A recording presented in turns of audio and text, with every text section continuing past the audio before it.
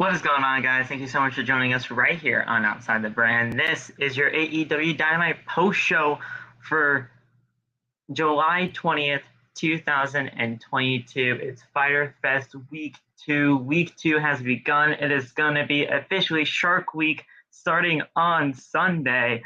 This is going to be a great show to go over, man. This was a fun show. That barbed wire everywhere deathmatch just concluded.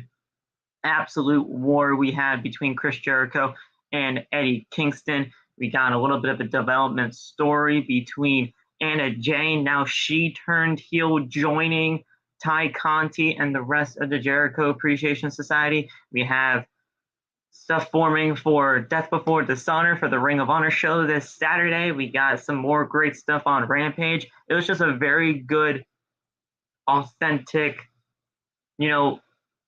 story type building type show. It was just a really good one.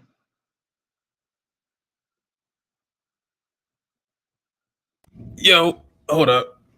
I'm messing with wires and stuff right now. Hold up. No worries. My gosh. All right. Bro, we can still hear you, so. Huh? We can still hear you, so you're good there. All right, cool. I enjoyed like half of the show. This show went full sports entertainment on me with the shark dancing in front of the broadcast table and the rappers being there, but it was funny.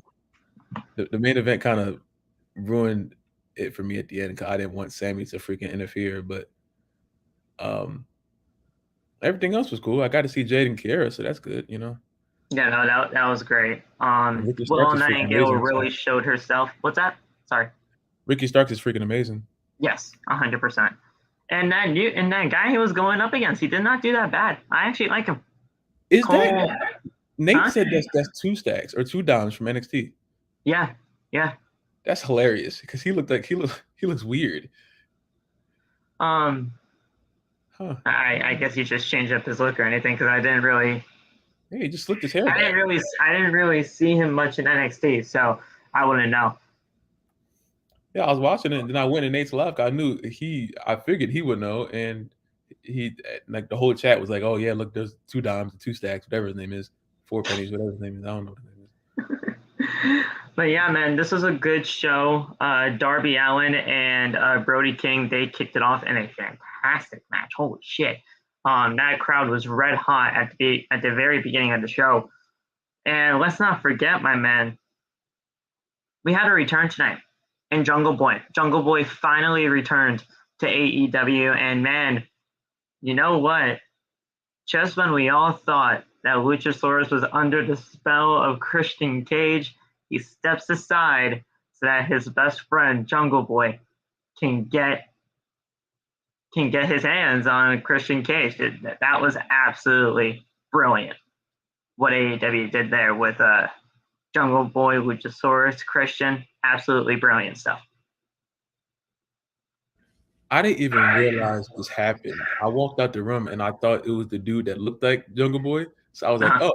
And I went on Twitter and they're like, Jungle Boy came back. I'm like, oh, okay. I didn't even realize it. I wish I saw it when it happened. It was absolutely awesome. And I can't wait to see what's going on from here on out. I think we're going to get Christian versus Jungle Boy at All Out. I mean, that just makes the most sense for September. It makes the most sense for the show and just the way that this storyline has been going about. This was a great show tonight. It was story developing. It was a story developing type show, but sometimes those shows are desperately needed and exactly what you need in order to just enhance the product that much more getting into the pay-per-view, because we only have 4 pay-per-views each year for AEW. This was a great show for storyline purposes and just advancing through what's to come. I think this was a good show tonight.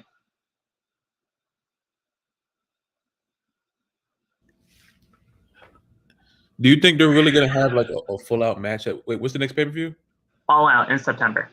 Damn. All right. Well, okay. Never mind. There goes my question. Well, who do you think they put over then? Jungle Boy. You put over Jungle Boy for me. I only want to put over Christian only for the simple fact that him as a heel is great. That's the only reason why. Reason. But I don't know. I don't know. Because now Luchasaurus is back with Christian, is back with Jungle Boy. So I don't know. I don't know what they're gonna do, but regardless, this is gonna be a great. This is gonna be a great addition to the card. I mean, this is just a great show. So, we obviously had the barbed wire deathmatch, barbed wire everywhere deathmatch, I should say. And when they said barbed wire everywhere, they meant barbed wire everywhere, man. Everything was covered in barbed wire. I mean, hell, even Justin Roberts' microphone was covered in barbed wire. I was like, well, shit. This was they weren't kidding when it said barbed wire anywhere. I was just really hoping that there were no explosions in this match.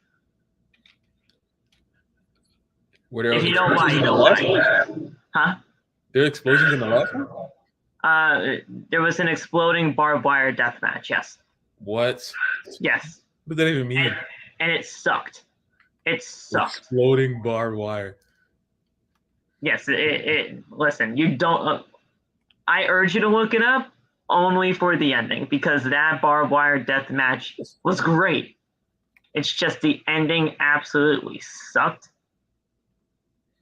Wow. Because what was supposed to happen was there was supposed to be a big explosion at the end of it, right? Mm-hmm. And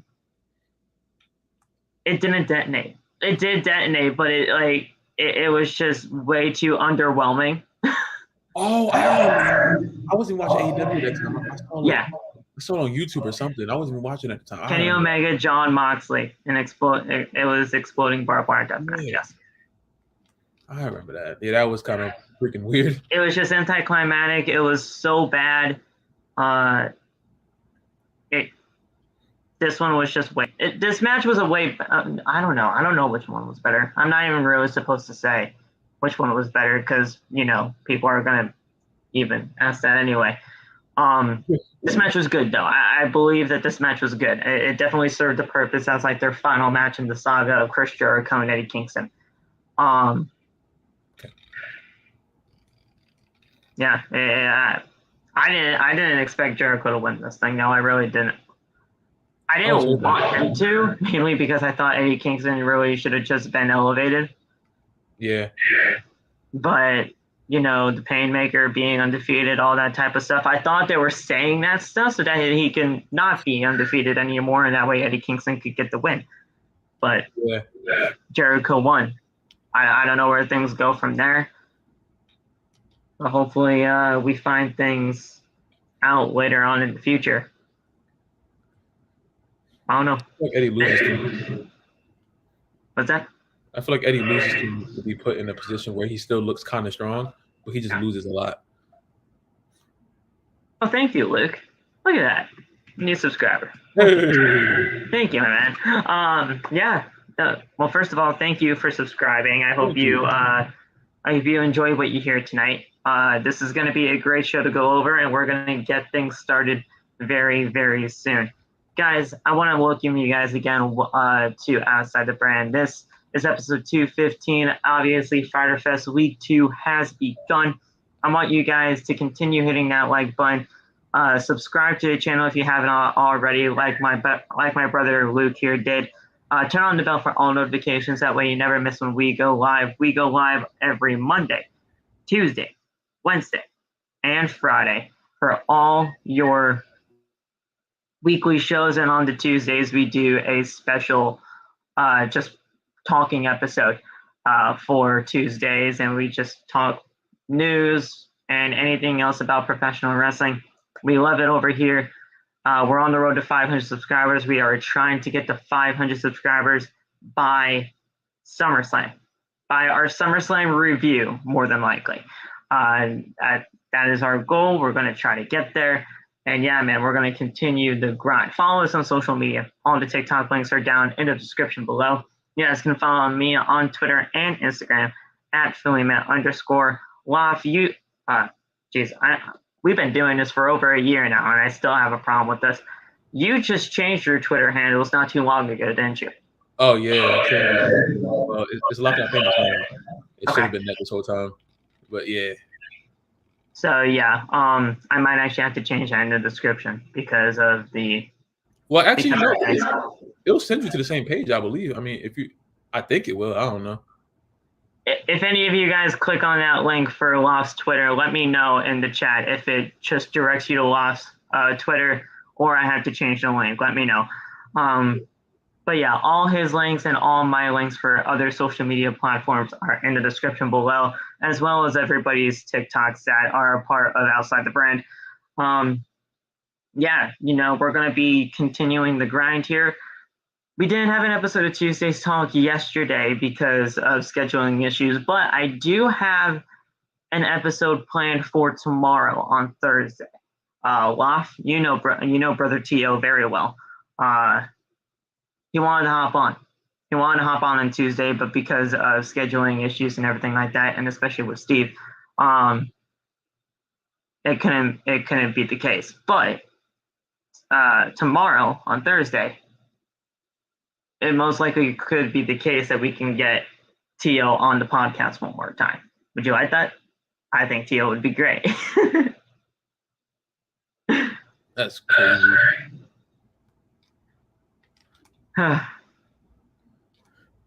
If everything works out, I think T.O.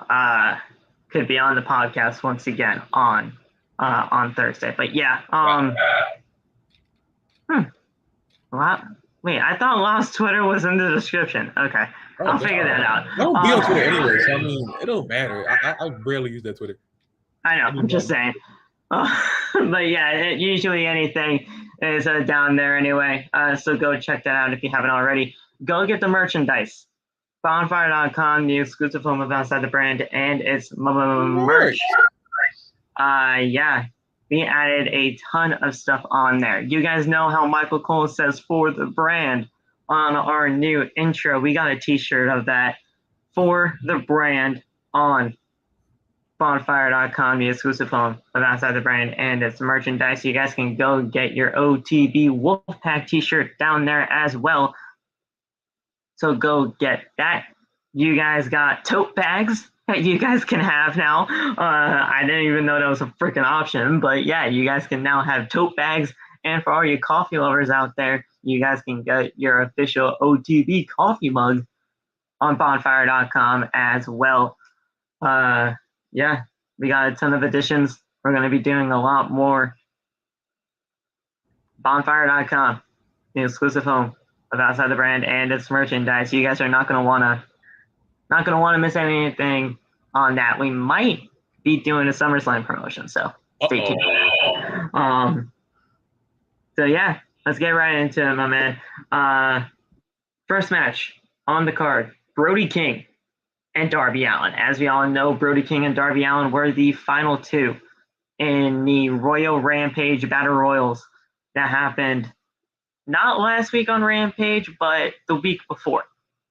Then all of a sudden, we knew that Brody King was going up against Jon Moxley for the AEW Interim World Championship on that past Wednesday's Dynamite. And he did a really admirable job, a really good showing for Brody King. Brody King has been absolutely killing it as of late. And I think not only is Tony Khan seeing that, but he put him in this match with Darby to showcase him more, as well as Darby. But yeah, this was a great match between two athletes that not a lot of people really know much about. I mean, we know Darby a lot because of what he is, and he's just a freaking crazy madman. But Brody King, not a lot of people know about him, so this was a great showcase for him over the last few weeks. I definitely didn't know about him until this Darby Allin stuff started, so I mean, I'm not the like craziest fan of him, but he didn't look bad out there. So, I mean, I'm more of a Darby fan. You know that already. So yeah, I'm more of a Darby fan too. I've just been seeing Brody though since the Ring of Honor days. I mean, if you watched Ring of Honor, you know a Brody King. But yeah, this has been just a great showcase for Brody King, because Brody King's an absolute monster, man. I mean, you see him, you look at him, you think absolute monster. Yeah. This guy can go, and he proved it over the last few weeks. That this has been great. And the thing is about this match, the crowd was hot throughout the majority of the entire thing. This crowd was hot to kick off the show. When I started, they're just screaming, and I'm like, okay, they like this one. So yeah, I mean, this is great. You know, the one thing though that I hated about this is that I know we all knew Darby was most likely going to be losing this. Unfortunately. But Darby's just a freaking loser at this point. He loses way too much. Yeah. Like, for real. I don't get it. I don't get what they're doing with Darby Allin right now. You would think him being paired up with Sting would only... It has enhanced him, don't get me wrong, but you would think with him doing all this with Sting, he wouldn't be looking this bad. It's something. He definitely needs to switch. I support him always, but then it's just hard because he's just being destroyed every week. So I don't know. Hopefully we figure that out. On the roster. Yeah. I don't know. I'm sorry. I'm looking at the chat right now. Aiden, what's happening right now? Motor City Machine Guns are Impact Tag Team Champions? What happened there? When did that happen? When did that happen? Or are you talking about something completely different that we just... I don't know. I'm not sure. I that just caught my eye, so I kind of got distracted. I'm not sure. I kind of want to know now. I'm not going to try to hesitate the show that much longer. That just caught my eye. But Brody King, he did pick up the win here. And yeah, so we're going to go over the final portions of this matchup real quick from the picture-in-picture break. They won like last week. I didn't know that. I haven't watched it that. So apparently they're the tag team champions over there. Wow. That's cool. I haven't heard them tag team champions over there since like 2011 or something like that. So. Yes. That's also what kind of shocked me. I was like, wait a second. Motor City Machine Guns? It's a good brothers loss. Hey, I like Gallows and Anderson, bro. I like that tag team. But Darby Allin escaped the ring to take off his belt as King grabs him. Darby then trips King with his belt, then hits strikes on King. Darby then hits a huge cannonball onto the outside. Back inside the ring we go as Darby hits a coffin. His coffin splashes in the corner. King then catches him in a sleeper and puts him in the tree of woe. King then misses a cannonball. Darby then hits a code red cover for a very close 2 count. Shout out to you, the amazing Red. Darby Allin then catches King with a surfboard, and King powers out, but Darby then gets a rear naked choke. King then carries Darby into a cannonball in the corner, and then Darby slams King onto the steel turnbuckle. The turnbuckle pad was off at that point in the match. So King then catches him in a sleeper and chokes him on the apron, just like he did at the Royal Rampage Battle Royal. So he was doing the whole choking over the top rope thing, pretty much hanging him on the ropes, which is insane enough as it is. So then the referees count him out. Darby then gets in at the count of 9, and King gets the Gonzo bomb. He hits it, and 1, 2, 3, Brody King picks up the win. That Gonzo bomb, dude, absolutely insane maneuver. Just brutal. Bro, I'm gonna say one thing. Hold on. This is not good. Hold on, give me 1 second. Right back. No problem. But yeah, guys, that Gonzo bomb, that's an absolutely insane maneuver.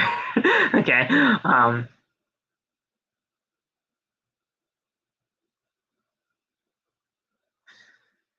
Yeah, what's happening?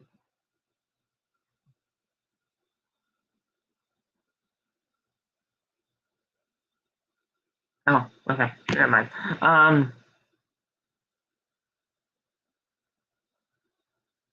What are you guys talking about? Are the Good Brothers contracts about to be expiring in Impact?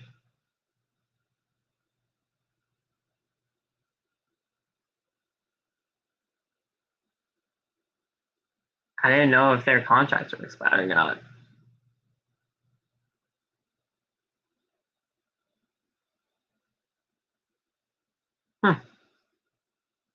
If they resign, they resign. I think they're a great tag team regardless of where they are. So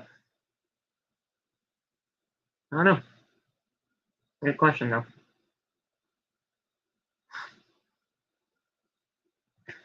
So yeah, Brody King, absolutely fantastic.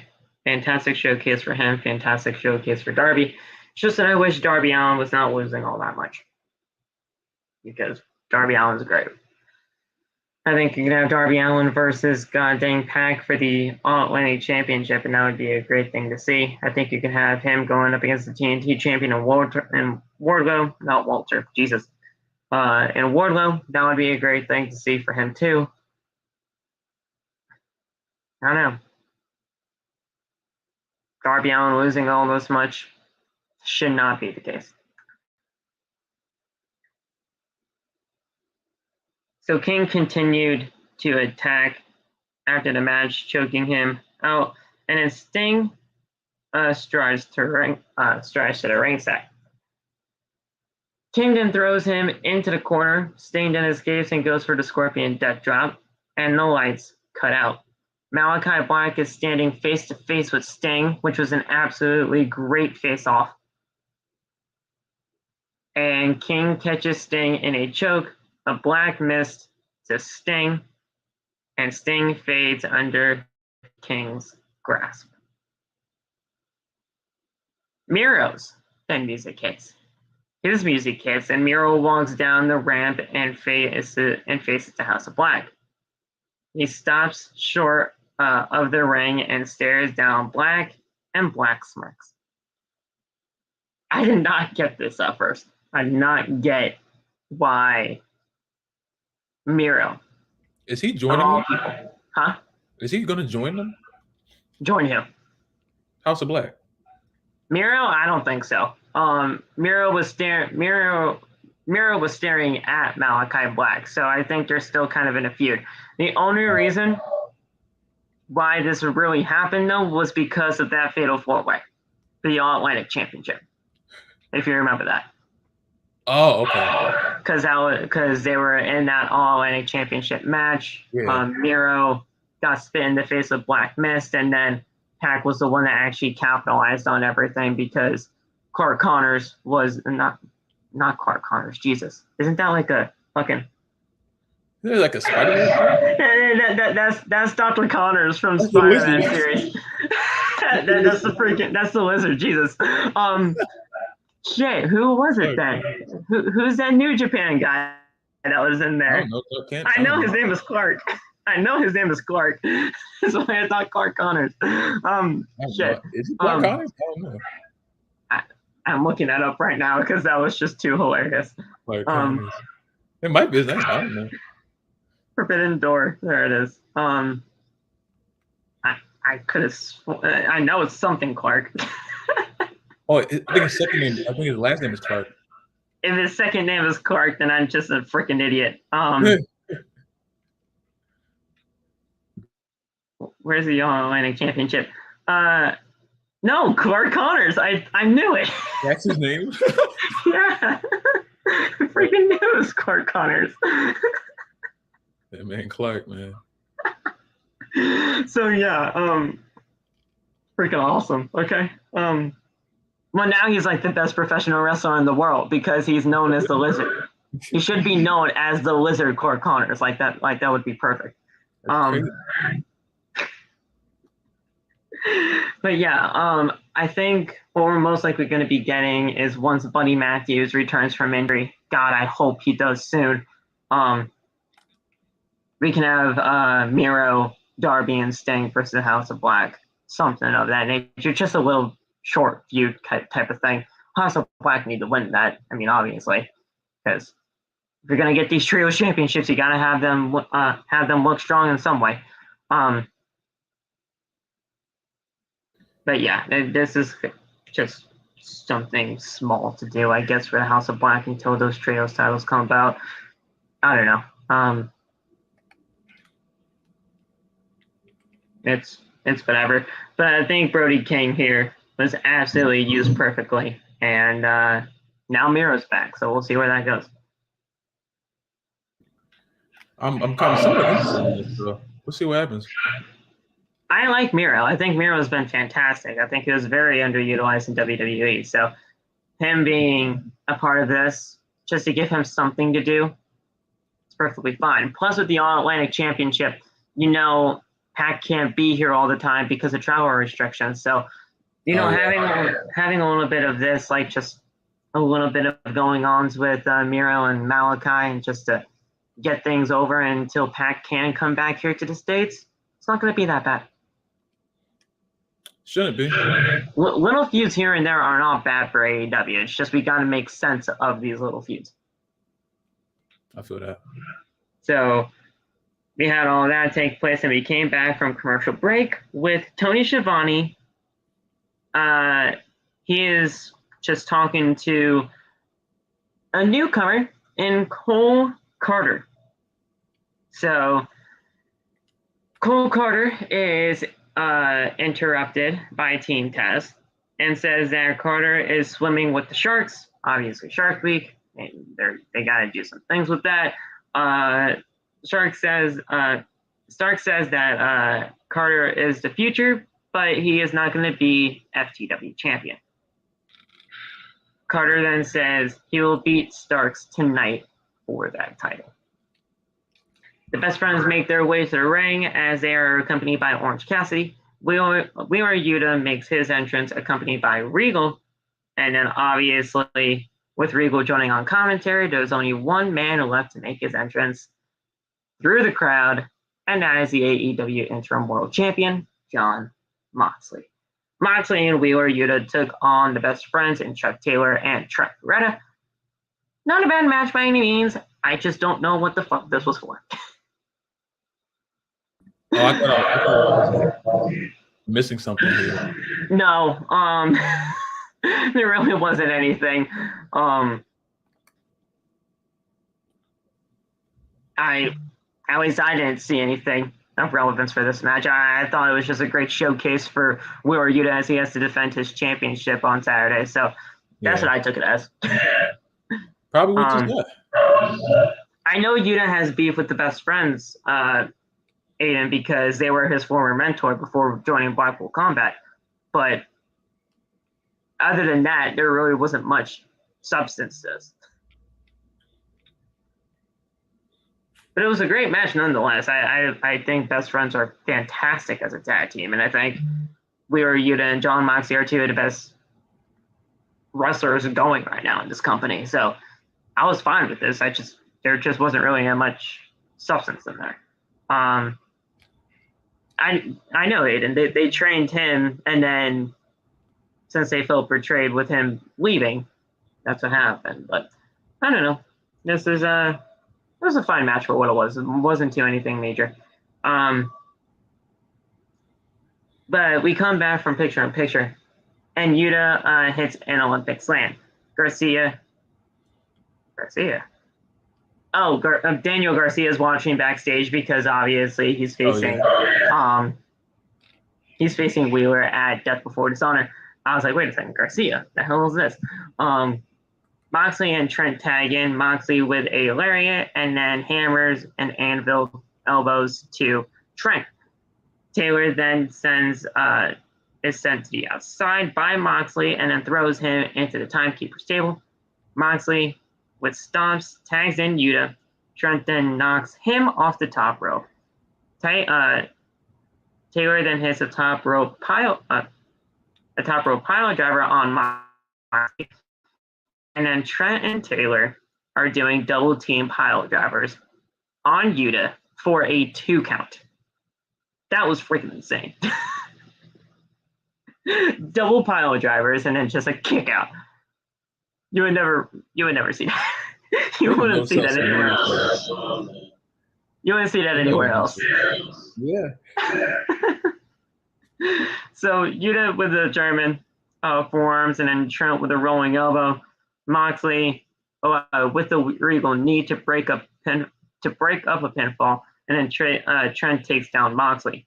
Yuta hits strikes a guillotine to Taylor. Moxley then takes out Trent with a figure 4 on the outside. Taylor then with a belly to belly into the turnbuckles, and Yuta with a seatbelt roll up for the 1, 2, 3. That seatbelt roll up was kind of insane. I didn't know what the fuck was happening. I thought that was a submission. And then all of a sudden I see. I'm watching that. Like, what did he just do? That was crazy. I thought it was a submission. So when I saw the referee counting, I'm like, what the fuck is this? And I'm like, oh, okay. Well, damn. He's doing damn rings of Saturn or something. What is this? That was crazy. Yeah, Aiden, we'll be doing wait a second. So Death Before Dishonor is this Saturday. I don't know when it starts. Does it start at 8? I assume it starts at 8. If it starts today, we'll be doing the predictions before the show. Most likely when I get home from work, because Saturday I have to work that week. This Saturday. But we'll most likely be doing Death Before Dishonor predictions anyway. On that Saturday and then the Saturday review. But yeah. Oh, wait a second. I'm working this out. Great. I won't be working SummerSlam. Great. I just realized that now. Good. Oh. But yeah, this was a great showcase for Wheeler Yuta. Obviously, Death Before Dishonor coming up has to get some sort of momentum for his pure championship match. This was great, and John Moxley's one of the best out there today. So this was just going to be a great showcase for him anyway. Best friends though. It's not your first time seeing them, if I'm not mistaken. But no. But you think, are they pretty good to you in your eyes right now? Or, I mean, they're obviously not doing anything major, but are they a serviceable tag team to you? I don't like them. Really? Okay. I don't think they're bad. Special reason because of Orange or no? He's a big part of it. I really do not see what the big thing is about him, but I mean, I just don't like it. I'm not really sure if I ever will. I don't know. You know Trent was in WWE prior, right? Yep. Okay. Yep. They didn't do anything with him, but yeah. I did want to let you know. Back in the day. It was like 09, 10. He didn't really do much. He used to have like little like Matt Facts or whatever his thing was on SmackDown. Right. Back in the day. But yeah, this is just a great showcase for Wheeler. Nothing more, nothing less. But yeah, I guess it's just sometimes when it needs to be. We had a video package for Jonathan Gresham and Claudio Kasich for Death Before Dishonor. That's just going to be an absolutely fucking classic. Oh god, it's so good, bro. I can't wait, dude. Listen, man, that match right there. If it wasn't for Briscoes and FTR Part 2, yeah. Gresham and Kasich is enough for me to get me through this pay-per-view. That is going to be absolutely ridiculous. And laugh. Listen, I know Ring of Honor is being technically run by AEW at this point now, but dude, Ring of Honor, take a look, bro. Take a look. Take a look, because it's not Ring of Honor, even though it's under Tony Khan and AEW. This show is going to be great. If Super Card of Honor, which was technically run by AEW, if that show had any indication, I think Ring of Honor will be fine under Tony Khan and AEW. I assume so. What happened to Murphy? Not Murphy. What's his name now? Buddy Matthews. Buddy Matthews he's injured right now. He got injured a couple of weeks ago, but he'll be back. Hopefully soon. It wasn't that bad of an injury from what we hear, but he'll be back when he is ready to go. I don't know what type of injury it is, but I do know that he was injured, and hopefully it's not going to be too far before we get him back on AEW TV. Yeah, I think they're together. Yeah, Murphy and Rhea are together. I saw like a picture of that. Oh wow, look at that. Forbidden Door. Andrade and Charlotte too. That's Forbidden Door. Oh yeah. What else is a Forbidden Door? Well, when Big Swole was in AEW, Big Swole and Cedric. Oh yeah. Yeah. Allin was one. How about that? Yeah. So we had all that taken care of, and then left your guy was on TV tonight. Chompy the mascot. What is that? Really? That's what we're doing now? Chompy the mascot was here. I don't know what the fuck this was. I don't know what the fuck this was. Oh, I thought you knew. I thought it was like I really don't know what the fuck this was. This was just random. Oh, I turned the ESPYs on for a split second. I turned the show back on. I see this dancing. Wasn't Cody at the ESPYs tonight? I heard that. Was he really? I heard somewhere that Cody was at the ESPYs. Oh, he must have won like most. He was nominated for like the moment for most triumphant moment or something. I think his WrestleMania return was like nominated. He must have won. I heard Cody was at the ESPYs. I don't know if he won it, but I heard he was there. If he was there, he probably won. I assume. Well, no, just because you're nominated doesn't mean you win. You're not going to call Cody if he's not going to win. You don't think so? Well, listen, bro. It doesn't happen all the time. You can just be showing up there as a nominee and you don't win. If I look at this thing and he won, I'm going to lose it. If he won, then good for him. But all the nominees are there anyway. No, I'm going to be mad because I was sitting here looking at the shark dancing instead of watching Cody win the award. So I'm hoping he didn't win. All the nominees are usually there. And then all of a sudden, it's just great to be nominated. But listen, Cody should have won that if he did. I hope so. And no, that's not the Cody mark in me. That's legitimately most triumphant moment. You're taking away from his time with a torn peg. Okay, give him the ESPY. I know you tagged us in a tweet, Tanya. Thank you for that, actually, because that was the reason why I found out that he was at the ESPYs, because you were tagged. I didn't. I was figured that someone told me the day before. I think, like, I guess it was yesterday that he was going to be nominated. Oh wait, Laf. The reason why you didn't know is because Tanya didn't tag you in the tweet. Oh, nice. She tagged me, Renee. You know Renee, TikTok Renee, and Megan. She probably figured I didn't care. She's not really wrong in that. I mean, y'all more Cody fans than I am, so. She texted He me. doesn't look like he has a torn pec to me, though. Look how happy he is. That guy. Look how happy they are. No, we don't know what's under the suit. Could still be busted open to hell. Yeah. Hey, he better have won that goddamn thing.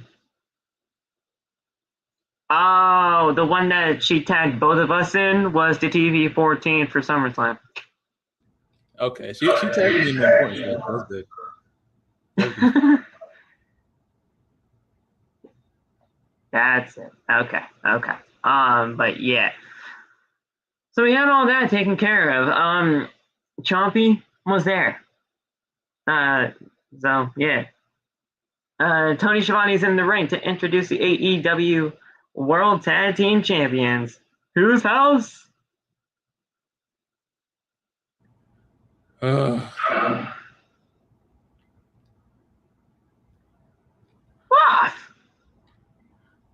Wait a minute. Why'd you just groan and Swerve in Our Glory? I said whose house and you just and I said whose house and you just groaned. You know why? You know why I did? This was great. I was happy. Everything was fine until they turned the camera and I see Kevin Gates sitting there, and they're trying to tell me that Kevin Gates is a world-renowned rapper, and I'm like, wait a minute. We're not doing this. I was happy all the way through. Swerve out, whose house? Swerve out, yeah, all that stuff. And then it got bad, and this whole segment got ruined for me. They started throwing cake in people's face, dog. I'm like, yo. Well, here's the thing. I don't understand why the fuck Tony Nese and fucking who the hell is that? Smart Mark Sterling. I don't know why the hell they have to get involved in this. He called Kevin Gates MMA. That was funny, but I mean. Oh, wait, Phil, have you seen who Young M.A. is? No. Look up who Young M.A. is, and then if you remember what Kevin Gates looked like, look at them. Because I thought that was hilarious when he called him Young M.A. Because he kind of does look like him. Okay. I'll look after the show's over. But yeah, this was just random. So he introduced the new AEW World Tag Team Champions, Keith Lee and Swerve Strickland. Swerve and Our Glory made their entrance. Bask in their glory chants and you deserve it chants happened in the arena. Swerve introduces rapper Kevin Gates. Okay, hold on one second. Lee then asks Gates when he's going to be dropping the deluxe version of his latest album. I guess he had an album coming out. No one knows. Literally no one. Oh, okay, so you're not even really that much of a fan of his. No one listens to Kevin Gates, Phil. That's why I was mad. Okay, well, listen, I didn't want to be some type of guy that was saying, I don't know who the fuck this guy is, and then all of a sudden, you'd be like, oh my gosh, Phil, what the hell?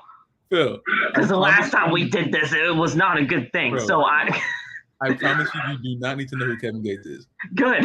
I'm not dropping any hits in the streets, I promise you. Because anytime there's a freaking rapper on WWE or AEW and I don't know who the fuck they are, people are going to be coming for my head. No, I tell you this, Westside Gunn was there and they didn't acknowledge him, but Westside Gunn is there every week.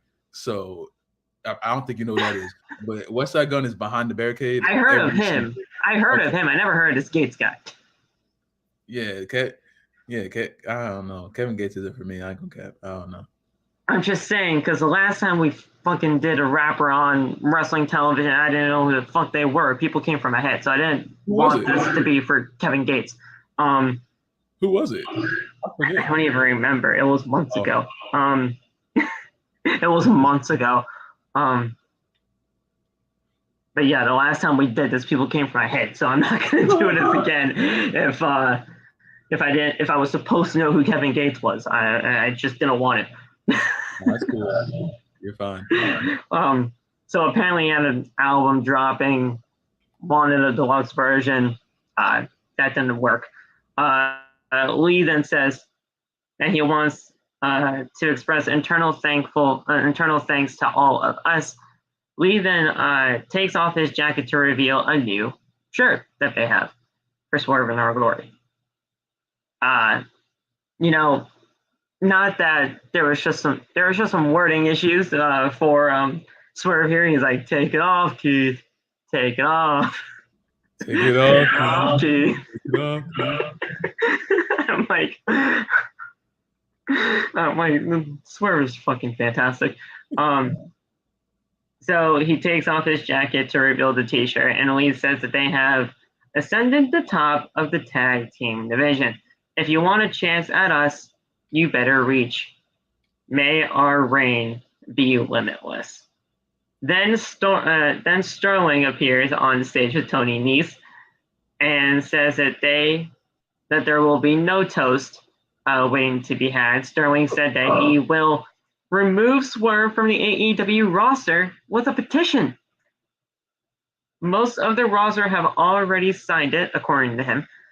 And then he asked one of the biggest rappers in the world, and that was his wording. Okay. That made me so mad. And that was his wording to sign it. Sterling then says that he thought he was a young MA. So obviously, Locke was saying young MA before. Sterling then tells Gates to sign the petition.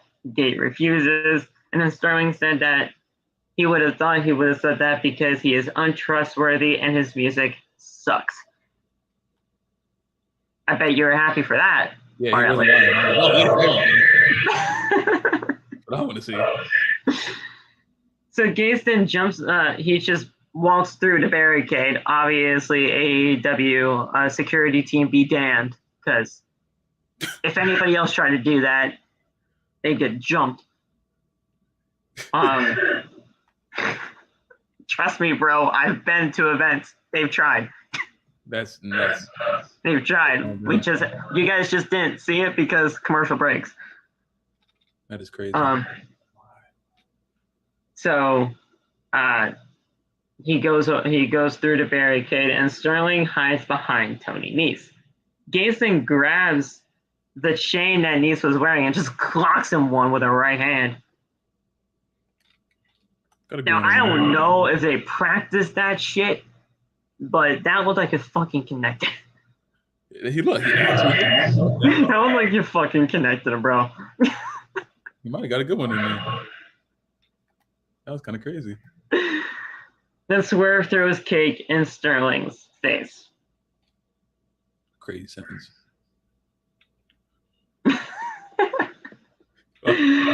This was just, I don't know.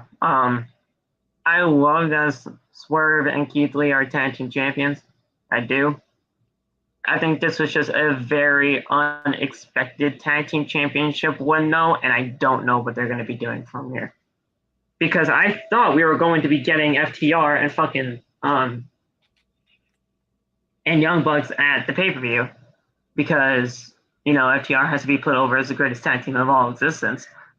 But I don't know. I mean, this was kind of just there. I don't know what's gonna happen, but we'll probably get either Keith Lee versus Tony Storm. I keep calling him Tony Storm. Keith Lee and Tony Nese, or Swerve and Tony Nese until something happens, or unless Tony Nese finds himself a tag team partner. Yeah.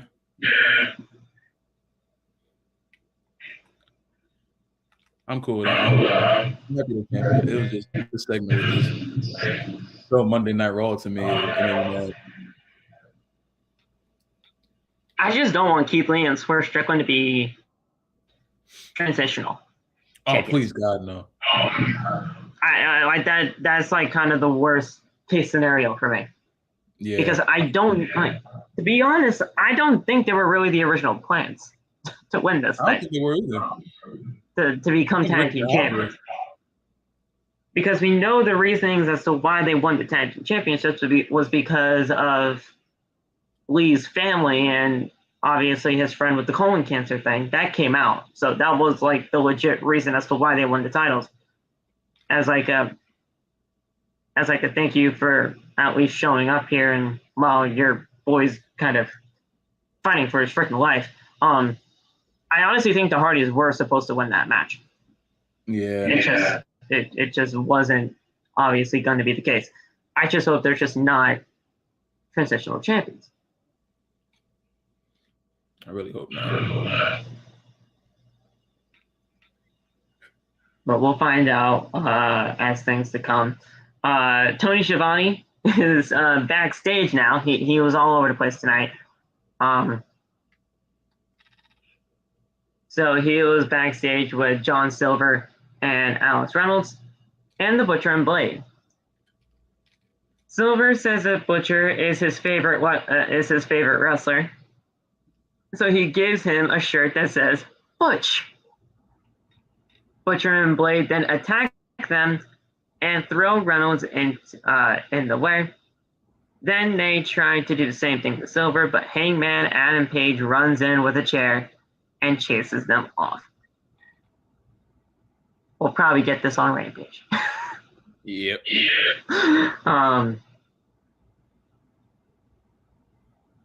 That was kind of just pointless, but it's a Rampage match, so why not?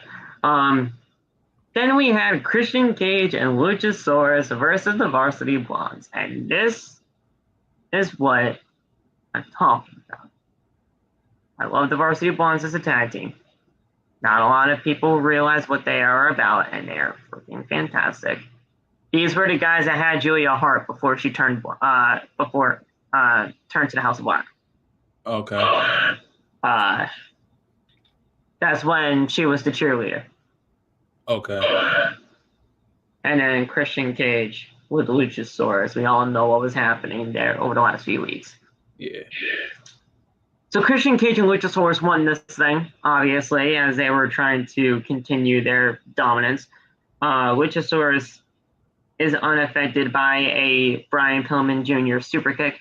Then he drops him with a clothesline. Luchasaurus then hits a chokeslam on Pillman, then a chokeslam on Garrison, onto Pillman, and Cage tags in. He yells at Luchasaurus to get out and pins Pillman for the 1-2-3. So there you go. Luchasaurus and Christian Cage pick up the win. And Luchasaurus carries Cage on his shoulders like Jungle Boy. And then Jungle Boy's music hits. He walks out to the stage, staring down Christian while holding a steel chair. Very ominous, just like that Jericho that took him out. Jungle Boy then walks down to the ring. Luchasaurus cuts him off at ringside. Then absolute brilliance happens as he steps aside and stands with Jungle Boy. Jungle Boy then chases Christian down, runs through the arena, and Jungle Boy chases Cage up the crowd into the backstage area. This is going to be great, man. I like that. I like that Luchasaurus is back with Jungle Boy, but I really wish we could have seen a little bit more of this run solo for a heel Luchasaurus. I thought that was going to be a great thing for him. I wonder if they're going to keep like this dark persona. I think that was really, really good. If he goes back to just being what he was before, I think they really missed opportunity. Yeah. Maybe he does have like this dark persona within him to bring out some type of rage. I don't know. I really wanted to see where this heel turn would have went for Luchasaurus. That would have been a great opportunity for him. Yeah. But now he's back with Jungle Boy. I'm not saying it was a bad decision by any means. I thought that was like a brilliant type of maneuver and aspect to bring with into the story. It's just I don't want him to lose what he already had, because the stuff that he gained with Christian over the last few weeks while Jungle Boy was gone was great stuff. Yeah. I mean, he looked fantastic. I saw like Kane vibes from this new Luchasaurus. Yeah. It was great looking. And now that he's just going to be going back to like the colorful, dinosaur that does flips and everything like that. No, I want him to be a brutalizer. Because that's what he should be. Yeah. Not saying that you can't do the tail whip and everything like that. That tail whip spinning back kick is absolutely fucking awesome, and you should use that. But just continue to build upon your brutalization type of the aspect for Luchasaurus, not just flips and shit. They have a really good idea. I hope they don't just scrap it.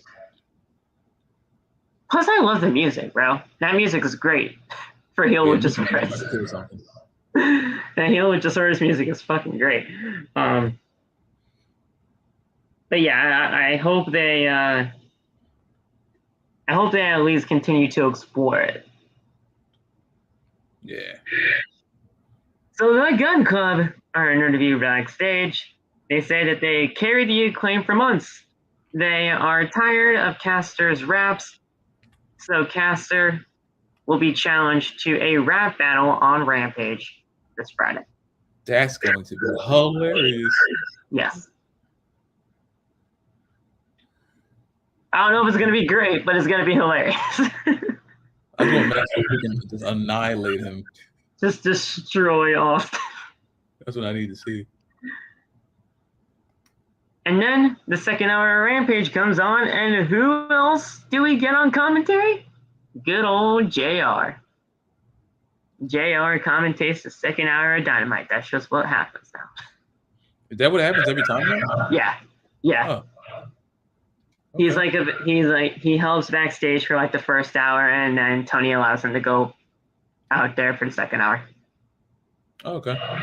So he works backstage for the majority of the time. Otherwise, he's going to be on commentary for half the show. Plus, he does stuff. I believe he doesn't do Rampage anymore either. Sometimes he does, sometimes he doesn't. It depends. But he's mainly a backstage guy now. Okay. The FTW Championship's on the line. This was a very interesting matchup. I love Ricky Starks, Cole Karter, otherwise known as Two Dimes. Yeah, I think 2 Dimes. Yeah. 2 Dimes from NXT formerly. Yeah. This was pretty decent for what it was. It wasn't that long of a match, but Starks is fucking fantastic, so I'm fine with it. Yeah. The only thing I have a problem with is that Ricky Starks is just way too good for this FTW Championship. Can he drop that? Yes, that's like the 24/7 championship because, like, yeah, it's not a recognized title by AEW. That's the fucking problem. It was never recognized when Taz had it either. Taz had it either back in ECW. He couldn't lose it because he won it from Brian Cage. What I want to see, and I know a ton of people are probably going to be fucking irate about this, give me fucking Hook. Oh, please, God. Listen, you're not going to have Hook win the TNT Championship. You're just not. You're not going to have Hook win the All-Atlantic Championship. You're just not. You're not going to have Hook randomly just win the AEW World Championship. You're just not. Love that. That would be fantastic, yes, but you're just not going to do that right now. Hook, as FTW champion, getting that championship because of his father, it makes all the sense in the world for the FTW championship to be his first title in this company. Yeah. We haven't seen Hook be associated with Team Taz in fucking how long? Months, maybe over a year, or maybe coming up to a year. We have not seen Hook with his dad or any part of Team Taz for months. Danhausen is facing Ricky Starks next week. If I don't see Hook and Ricky Starks, because I highly doubt Danhausen wins the championship next week. Yeah. if I don't see Hook standing across the ring from Ricky Starks at the end of that match, they're missing a huge opportunity because people will get invested in Hook winning that FTW championship from his father and from his father's team. It makes all the sense in the world.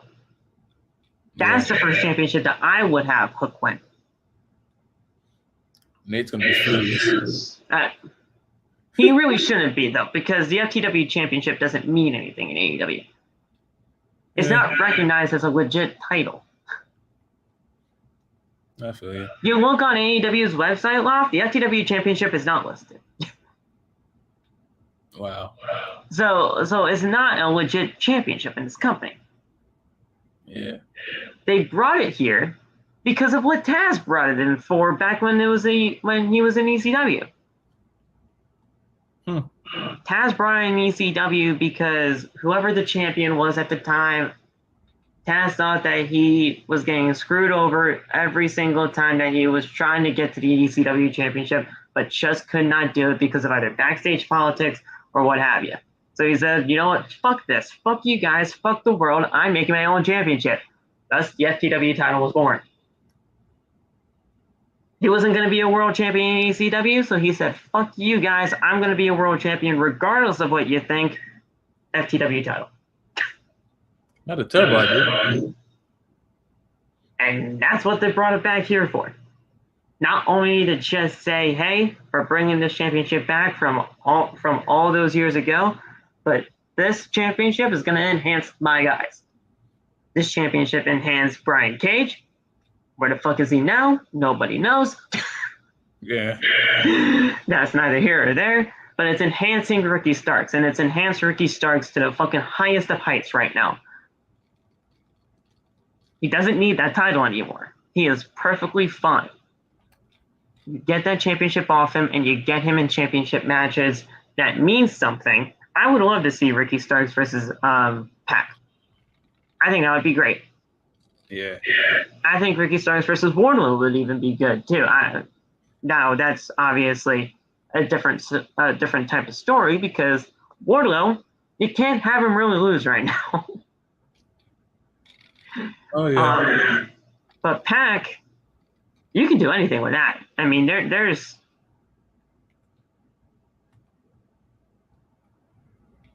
endless possibilities with Ricky Starks. That's what we're trying to go for here. Because Starks is that good. I think Cody won the award. Thank you, Tanya. Oh, yes, he did? Hey. Yes, he did. W Cody. But yeah, Ricky Starks is great, and I just don't think he needs that title anymore. The pro wrestling needs to be like old championships and use them. Like if they just like get rid of the 24/7 championship and bring back like a really old championship that actually means something. Yeah. That would be very good.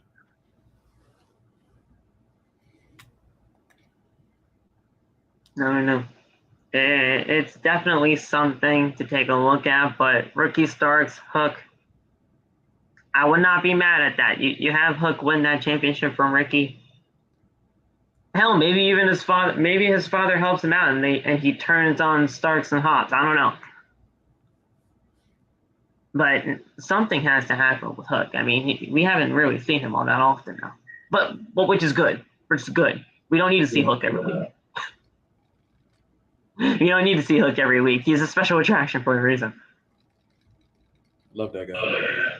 But regardless, we have and still your FTW champion after a spear to Karter after a failed 450 splash 1, 2, 3, and that's it. He fucking landed hard though on his face with that 450. Jesus.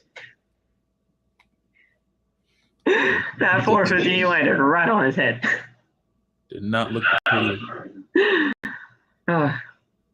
So, starting on the mic and says, for the guy in the yellow shirt, why don't we just get another challenger out here right now? I know he's challenging the guy in the yellow shirt. Cool. Okay. For a title match. I was like, okay, just some random guy in a yellow shirt. I wonder who this is going to be. I thought they were going to pan to him and having a wrestler be that guy in the yellow shirt. No, they didn't. It's fucking Danhausen. It's fucking Danhausen. Danhausen's music hits. He accepts the challenge for right now. But Stark says, wait a second, what the fuck do you mean? We're not doing this now. We're doing this next week. No, you said right now. You did say right now. You did say right now. So I was like, wait a second, what? He's like, you know what? Nah, next week it'll be him versus Danhausen. But he said it in Danhausen's voice. That was hilarious. For the FTW Championship. Tony Schiavone, Danhausen. So Tony Schiavone is with Statlander, Athena, and Willow Nightingale. Statlander has to sit out for this one because apparently Stokely weaseled his way out of it.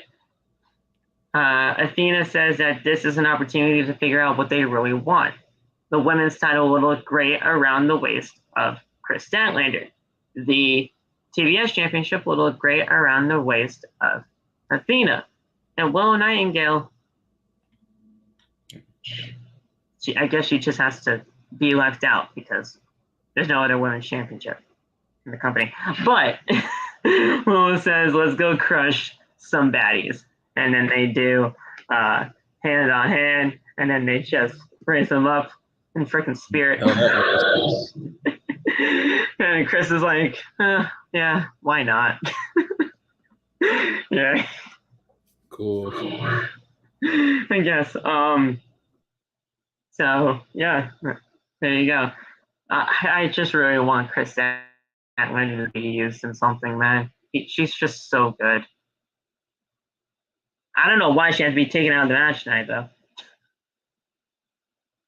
I heard one of the baddies was out injured, so. Yeah, Layla got hurt somehow. Or they said that she wasn't able to compete. So I don't know. But we had this match. But before we had the match, we had the, FTR and an in-ring promo. This was fucking beautiful. Yeah, that was really cool. Really good story. This was great.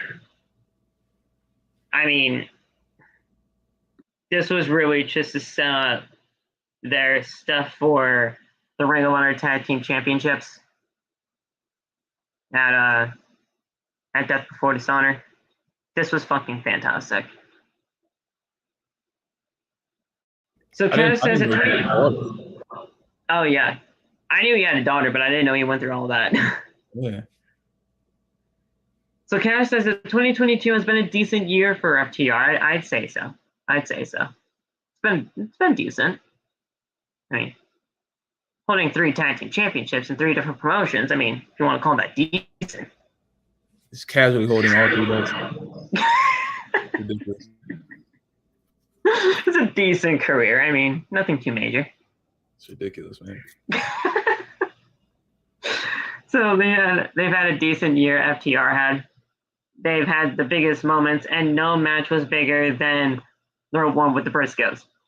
Until Saturday, that is. He respects the Briscoes, but this time it's 2 out of 3 falls. They will not take away their titles. You will have to take them from our cold, dead hands. Dax then talks about his little daughter and she had heart problems as a little girl. She worked hard to be healthy, and that little girl, like I said, was his daughter.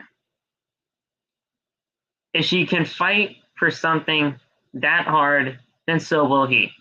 He will fight that hard to hold on to those Ring of Honor tag team titles. He will fight like an 8-year-old girl and beat their ass. Listen, that's just the cliff notes of what he said. Yeah. That's just the cliff notes. It was way more heartfelt than what that was, but regardless, guys, this is going to be a fantastic 2 out of 3 falls match for the Ring of Honor tag team titles. I cannot wait for this match. If anything, that Super Court of Honor showed us between the FTR guys and Briscoes has any indication. Oh shit! Oh god! If there's any indication on how good that match was, Death Before Dishonor is going to be that much better. Do I think FTR could go back to WWE? Maybe one day, but that's a stretch. I think that's a stretch. I think FTR found their forever home in AEW and Ring of Honor.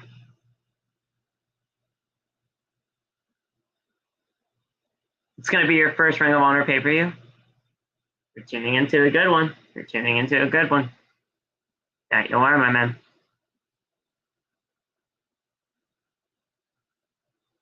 Once has been summoned. What up, Lindsay? Go,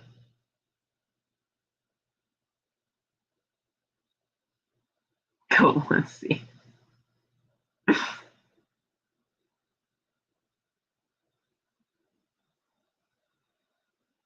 I don't know what the fuck happened to Off, but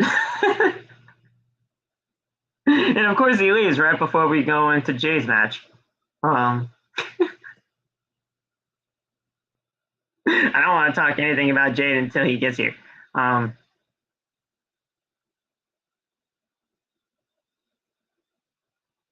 They got no tag teams, right, Marquise? So I would not go back to WWE if I was FTR.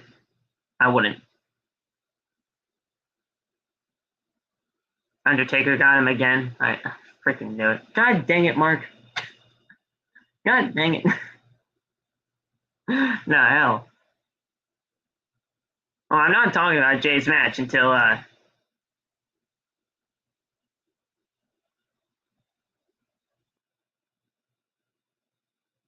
don't want to talk about Jay's match until he gets back here. So we'll just look at the chat.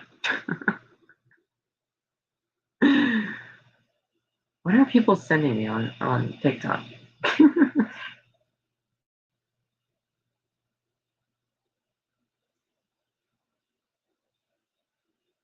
Oh. Okay. What's that? That's what you guys talking about. What the hell happened? Everything's fine. Okay. Okay. Everything's fine. I didn't want to talk about Jade before you got back in here, so. Thank you, man. I was screaming at my TV on my laptop. So we had the Athena and Willow Nightingale match versus Jade, Cargill, and Kiera Hogan. This was supposed to be a trios match, but obviously things kind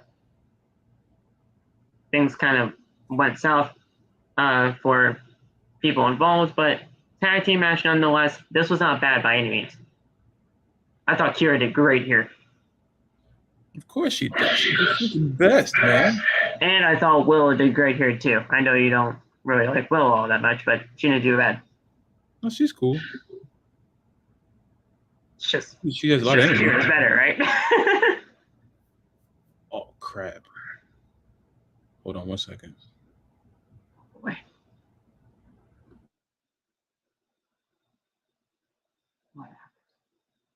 What happened? Once you're telling me to look at something.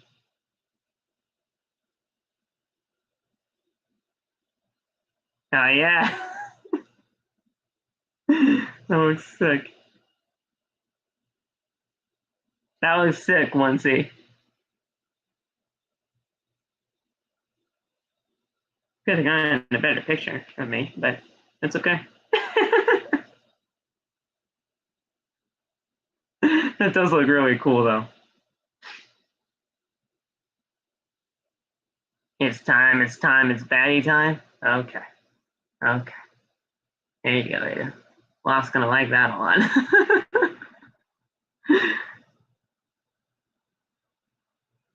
What happened here now? Who the fuck is speeding on my road? Okay. Cody on NSD.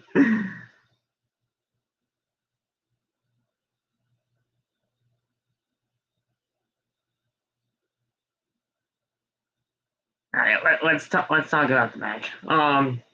So Jade hit a thrust kick, and Athena gets a boot. Jade then catches a crossbody and hits the fallaway slam. Athena then kicks up and hits a meteor. Then Jade escapes the ring, and Athena hits a powerbomb on the apron to Hogan. Hathaway then gets in Athena's face, and Jade throws her into the ring steps. In the ring we go, as Willow is having a small package for a 2 count. Jade with a spinning slam, cover for a 2 count, and then Jade has jaded on Willow with a 1-2-3. And Jade and Kiera Hogan pick up the win. Jade Cargill is still undefeated. Not a bad match by any means. Jade Cargill going to keep winning until there's legitimately nothing left for her to do. There you go.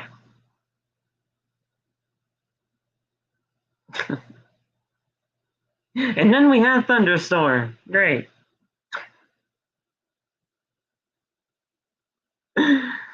Thunderstorm.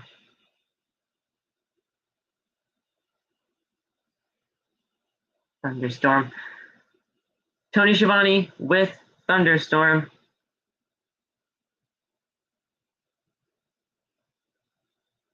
Well, where's Loft? He's here. He's just taking care of something right now. WWE can't do anything about tag teams, Marquise. They don't have anybody, especially for women. So honestly, just get rid of tag titles. So Tony Schiavone's with Thunderstorm. Rosa will defend the title next week against that girl that beat her in Japan. The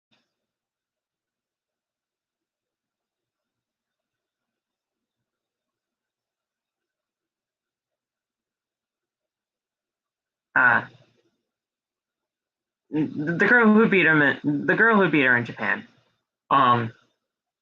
So she will defend the title next week there. Rosa says that she will face the best Japanese has to offer, and she spoke in Japanese. Britt Baker then interrupts and tells Tony to take the mic away from Rosa. Baker will team with Hayter on Rampage to take on Thunderstorm. So there we go. And then we have the main event, which was the Barbed Wire Everywhere match. And this was a great Miyu Yamashita. That's it. Miyu Yamashita. So thank God we're having this next week and not on All Out. Thank God. Because this match should not even really be happening, to be completely honest. But we had the Barbed Wire Everywhere death match. Justin Roberts introduced the Barbed Wire Everywhere death match. JAS will be locked inside a shark cage above the ring, which wasn't even really above the ring. It was more above the crowd. This was insanely different than anything else that shark cages are usually used for in pro wrestling. But they will be locked in that shark cage. So the JAS made their way to the cage, and Ruby Soho is watching in the crowd. She is the one that's controlling the shark cage. So, of course, things were going to go downhill with her being the one to control it. So the lights went out and the Painmaker Chris Jericho arrives. Jericho is holding the barbed wire baseball bat as he makes his way down to the ring. Eddie Kingston makes his entrance next, and we had the match.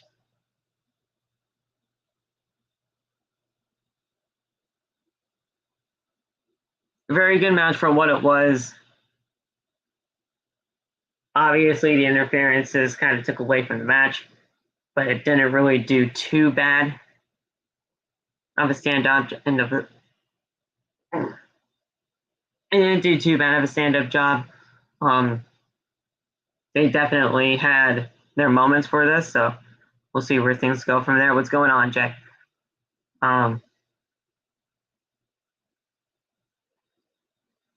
But yeah, this was great. I can't wait to see where things go from here when it comes to the Jericho Appreciation Society. What have we here for that? It could have been better. It definitely could have been better. But it wasn't as bad as a lot of people thought it could have been. So, there we go. So, Jericho hit a code breaker at one of the ending portions of this match. Jericho hits Kingston with the barbed wire steel chair and goes for a lion salt, but Kingston throws the barbed wire chair at him. Kingston then hits a spinning back fist cover for a 2 count. Then Kingston goes for some more barbed wire under the ring. He wraps it around Jericho's arm and locks in the stretch plug. Then Sammy Guevara comes out of nowhere and breaks up the submission. Sammy Guevara then attacks Kingston, and Sammy throws Kingston into Jericho. Jericho then had his arm wrapped in barbed wire and hit a Judas Effect elbow, and Jericho covers for the 1, 2, 3. After the match, Kingston then attacked Jericho and Sammy Guevara. Kingston then throws Jericho onto a huge board of barbed wire at ringside, and the show goes off the air in that fashion. There was a reason why they had that barbed wire bed out there. There wasn't anything less about that code. Chris Jericho was going to be put through that board. I didn't think Chris Jericho was going to be winning the match, though. I really didn't. I thought Kingston was going to be the one to win this match. Maybe because it's the end of the feud. I thought the babyface was just going to go over here. I thought they were. But obviously the babyface, they went over in the Blood and Guts match. So I guess Jericho had to get his win back, which was this. It wasn't a bad match by any means, but I do believe that it could have been a lot better. They built this up to be so grand. And not saying that it wasn't, but it just could have been better.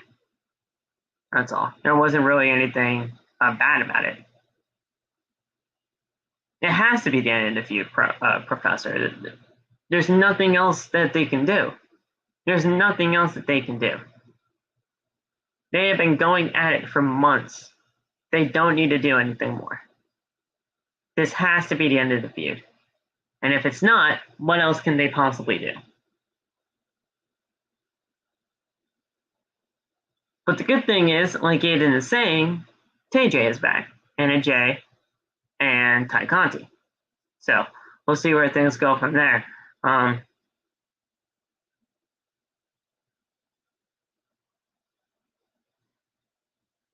don't know. I hope it's the end of the feud, that's all.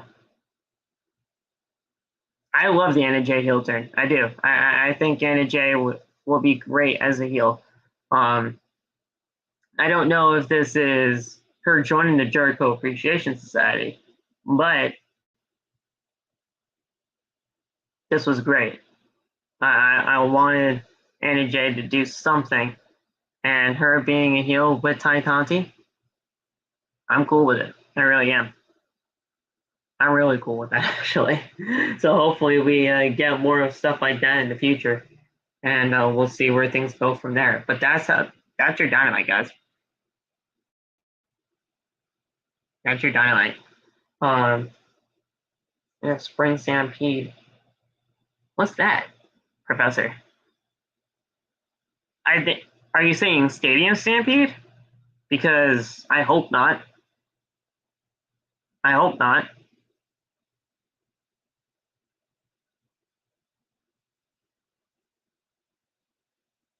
We don't need a Stadium Stampede for this type of shit. That's what Blood and Guts was for. We don't need a Stadium Stampede. Plus, Stadium Stampede was really for the pandemic. We're not in that type of era anymore. This needs to be the end of the feud. They can't do anything else with this. Eddie Kingston deserves to be doing so much more.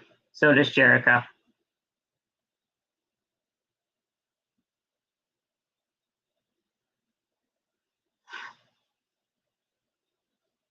Okay, you did mean Stadium Stampede. I don't think it does. I don't think this needs it. I don't think it really warrants it. We don't need Stadium Stampede for this. This needs to be the end of the feud. Period. They've been going at it for months. They don't need this anymore. Jericho and Kingston need to do way more meaningful things than just a random Stadium Stampede match to end their feud when this should have ended, honestly, at Blood and Guts.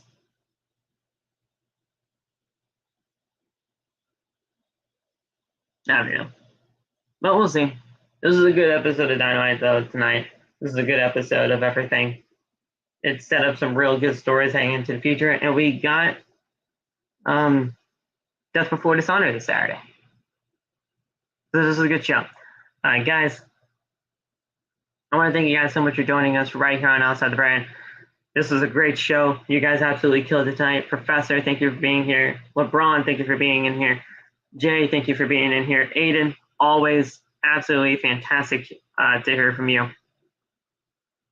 Let me see. Josh is in here as always. This has been a great time seeing you.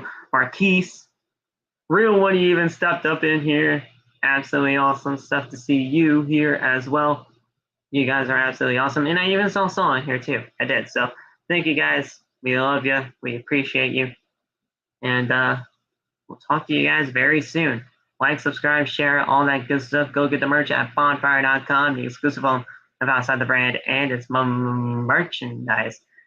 And we will talk to you possibly tomorrow for a special episode of Outside the Brand with T.O. Salesforce. I'll talk to you guys soon, guys. Have a good night. Peace. Be the ones.